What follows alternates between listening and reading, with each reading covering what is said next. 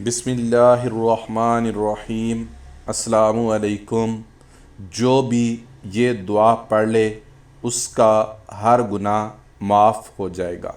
رسول اللہ صلی اللہ علیہ وآلہ وسلم نے ارشاد فرمایا، کسی مجلس میں بیٹھے ہوئے جس شخص سے بہت زیادہ بیہودہ باتیں ہو جائیں اور وہ اپنی مجلس سے اٹھنے سے پہلے یہ دعا پڑھ لے، سبحانک اللہم و بحمدک اشہد ان لا الہ الا انت استغفرک و اتوب الیک۔